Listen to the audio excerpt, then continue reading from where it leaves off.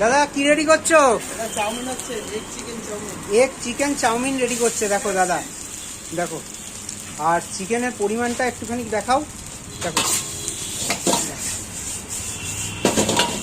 এই হচ্ছে chicken, veggies রয়েছে, দেখো।